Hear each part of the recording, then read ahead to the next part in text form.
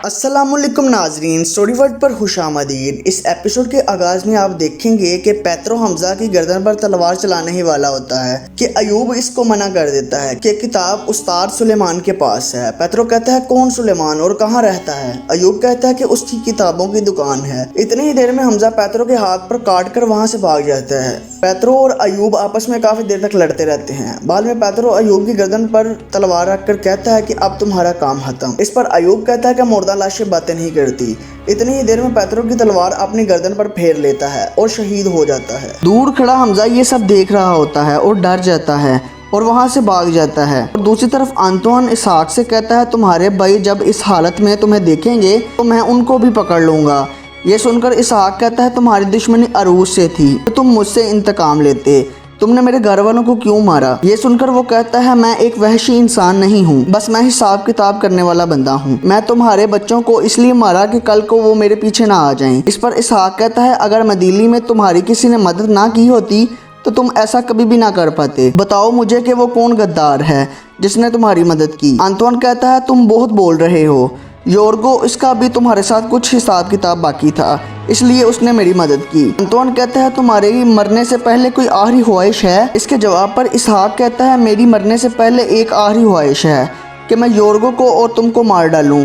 और दूसरी जानिब डिस्पीना आसिया की बातों पे आकर इजाबेल के सराय में चली जाती है। डिस्पीना ऊंची आवाज़ से इजाबेल को आवाज़ें लगाती होती है। इजाबेल भी वहाँ आ जाती है। इजाबेल डिस्पीना को कहती है कि तुम यहाँ क्या कर रही हो। डिस्पीना कहती है तुम मुझे कैसे जानती हो, तुमको लगा कि मैं एक आसान शिकार हूँ, फिर तुम गलत थी। ये सुनकर इजाबेल कहती है आओ बैठो आराम से बात करते हैं। डिस्पीना कहती है मैं यहाँ बातें करने नहीं आई, तुम बस मेरे अरूज से दूर रहो। वो उससे काफ़ी बातें करने के बाद बाहर चली जाती है। बाहर आते ही उसके पेट में दर्द होने लग जाता है। आसिया जल्दी से उसको पकड़ लेती है और इजाबेल भी बाहर आ जाती है। आसिया कहती है तुम लोगों ने इसके साथ क्या किया। इजाबेल आसिया को कहती है अच्छा तो इन सब के पीछे तुम हो, फितना फैलाने वाली औरत, तुम कभी भी बाज नहीं आओगी। और दूसरी तरफ बाजार में दरवेश एक लड़के के साथ टकराता है। जब वो लड़का चला जाता है तो दरवेश के पास इसका पर्स नहीं होता। दरवेश उसका पीछा करने लग जाता है। वो आदमी अपना खंजर निकाल लेता है। दरवेश कहता है इस पर्स में बस एक तस्वीर थी और इसके लिए तुमने ये सब किया। दरवेश उससे वो पर्स ले लेता है। दरवेश कहता है इसमें कुछ भी नहीं और बैग से मेरी बहुत सी यादें जुड़ी हुई हैं। दरवेश उसको एक सोने का सिक्का देता है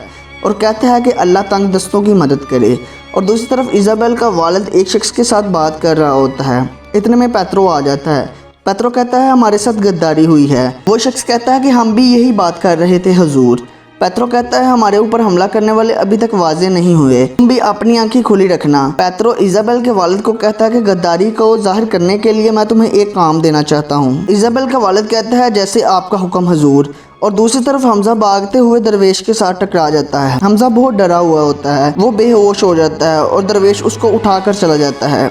और दूसरी तरफ हिजर अंदाज़ा लगाकर कहता है मेरे ख्याल से ये वो जगह है, अब हमको बस साहिल पर उतरने के लिए एक जगह तलाश करनी होगी। हिजर कहता है यहाँ कोई भी दिखाई नहीं दे रहा, वो लगता है गात लगाकर हमारा इंतजार कर रहे हैं। और दूसरी तरफ अरूज की कश्ती में एक आदमी अंदाज़ा लगा रहा होता है। वो अरूज को कहता है हम फजर तक उस जगह पर पहुँच जाएंगे। अरूज कहते हैं हर कोई अपनी तलवार तेज कर ले। और दूसरी तरफ निको और हिजर साहिल पर उतरते हैं। हिजर कहता है ये अच्छी जगह है और यहाँ गार भी बहुत हैं, पहले हम एक एक करके गार से गुजरेंगे फिर हम मुआद तलाश करेंगे। निको कहता है किस किस्म का मुआद होगा। हिजर कहता है वो जो गात लगाई है उसको नाकाम करने के लिए। और दूसरी तरफ दरवेश हमजा को ज़ैनब के पास लेकर आता है। ज़ैनब इसका इलाज कर रही होती है। ज़ैनब कहती है एक और बच्चे को अपने वालिदैन से दूर कर दिया गया, दरवेश बाबा। दरवेश कहता है मुझे कोई मसला और लगता है क्योंकि इसके चेहरे पर बहुत डर था। दरवेश बाबा कहते हैं तुम्हारी भी तबीयत ठीक नहीं लग रही। फिर ज़ैनब सारा वाकया उस दरवेश को बता देती है कि किस तरह वो काली में नोस गई और क्या कुछ हुआ। दरवेश कहता है तुमको सारी हकीकत पता है क्या हुआ। ज़ैनब कहती है लोहार ने शहजादा मुराद को अगवा करने की कोशिश की। दरवेश कहता है क्या तुम उस लोहार का नाम बता सकती हो। ज़ैनब कहती है कि उसका नाम हिजर है। दरवेश सोच में गुम हो जाता है। और दूसरी तरफ आसिया डिस्पीना का इलाज कर रही होती है और इजाबेल उससे पूछती है कि अरूज यहाँ पर नहीं है, ये मेरी जिम्मेदारी है, बताओ कि डिस्पीना अब कैसी है। आसिया कहती है डिस्पीना माँ बनने वाली है लेकिन इसके बच्चे को जाया करना होगा। इजाबेल कहती है तुमको पता है कि तुम बाबा अरूज के बच्चे की बात कर रही हो। आसिया कहती है मुझे पता है कि मैं क्या कह रही हूँ। डिस्पीना का बहुत खून बह गया है और दोनों में से सिर्फ एक को ही बचाया जा सकता है। और दूसरी तरफ अरूज और उनके सिपाही उस जगह पर पहुंच जाते हैं यहाँ पर वो दो डाकू कुछ बातें कर रहे होते हैं। वो उन पर हमला करके उनको कत्ल कर देते हैं। इसके बाद इलियास अरूज से कहता है, आगा रईस, क्या वो हमारा इंतजार नहीं कर रहे थे? अरूज कहते हैं, मुझे लग रहा है कि उन्होंने कोई जाल बिछाया हुआ है, मोहतात रहना। दूसरी दिन आसिया डिस्पीना के बच्चे को गिराने के लिए एक दवा तैयार कर रही होती है। जैसे ही डिस्पीना को पिलाने लगती है, डिस्पीना फौरन से इसको गिरा देती है। डिस्पीना कहती है, कातिलों, क्या तुम नहीं समझते कि मैं तुम्हारे इरादे नहीं जानती? दफा हो जाओ यहाँ से, मेरी नजरों से दूर। और यहाँ पेत्रो के पास एक शख्स आता है और कहता है कि काली मनोज से एक खबर आई है। आप जिस लड़की को ढूंढ रहे हैं वो सिकंदरिया में एक यतीम खाने में काम करती है। इसका नाम ज़ैनब है। और दूसरी तरफ दरवेश यतीम खाने से जाते हुए हमजा से कहता है, पहले अल्लाह और फिर तुम ज़ैनब के हवाले हो। वहाँ छुपा दूर पेत्रो भी ये सब देख रहा होता है। पेत्रो कहता है कि मेरे साथ कोई खेल खेल रहा है डीको। ये कैसे हो सकता है कि हमजा और वो लड़की दोनों एक ही जगह पर मौजूद हों। और दूसरी तरफ हिजर और निको एक गार के पास होते हैं और बहुत से चमगादड़ आते हैं। हिजर कहता है, हमको जो चाहिए था वो मिल गया। फिर हिजर उसको कुछ देते हुए कहता है, अब हमारी राहें जुदा हो गई हैं, क्या तुम ये सब कर लोगे निको? निको कहता है, तुम्हारे और इसहाक आगा के लिए मैं कुछ भी करने को तैयार हूँ। दूसरी तरफ अरूज और इलियास भी एक जगह पहुंच जाते हैं जहाँ पर इसहाक को बांधा हुआ होता है। इसी दौरान अंतवान और उसके सिपाही उसको घेर लेते हैं। अंतवान कहता है, इस तरह की लापरवाही करके तुम अंदर के सुल्तान नहीं बन सकते। अरूज, जिस तरह तुमने मेरे भाई को मारकर लटकाया, अब तुम अपने भाई को भी लटका हुआ देखोगे। इसी दौरान दो डाकू हिजर को पकड़कर लेकर वहां आ जाते हैं। हिजर ऊंची आवाजें लगा रहा होता है और दूसरी तरफ निको कहता है कि इशारा मिल गया। इलियास अरूज से कहता है कि अब क्या होगा भाई? अंतवान हिजर से कहता है, तुम कौन हो? अरूज जल्दी से कहता है, ये मेरा सिपाही है। और आहिस्ता आवाज से हिजर को कहता है कि तुम मत बताना। लेकिन हिजर फिर भी बता देता है, मैं सिपाही यकूब का बेटा हूँ, इसहाक, अरूज और इलियास का भाई। ये सुनकर अंतवान और ज्यादा खुश हो जाता है। इसके बाद वो अरूज से कहता है कि अपनी तलवारें फेंक दो।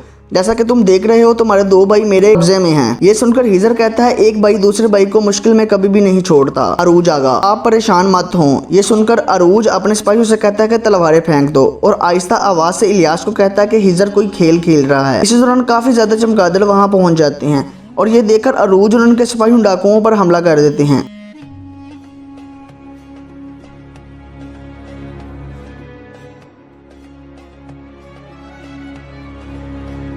बाद में अंतवान वहां से भागने लगता है और हिजर जाकर इसहाक को आजाद करता है। काफी देर मुकाबला करने के बाद वो सबको खत्म कर देते हैं। दूसरी तरफ अंतवान और अरूज के दरमियान जंग शुरू हो जाती है। अरूज अंतवान को बिल आखिर पकड़ ही लेता है। अंतवान कहता है, समंदर के सुल्तान ने समंदर के खुदा को शिकस्त दे दी। इस पर अरूज कहते हैं, नहीं, एक तुर्क ने एक जालिम को शिकस्त दे दी। इसके बाद अरूज अंतवान का नेजा उठाकर इसहाक को देता है। इसके बाद इसहाक को वो लम्हा याद आ रहा होता है कि जब अंतवान ने उसके घर वालों को कत्ल किया। इसके बाद इसहाक उसके सीने में नेजा खोप देता है, जिसके बाद अंतवान पहाड़ी के ऊपर से समंदर में गिर जाता है।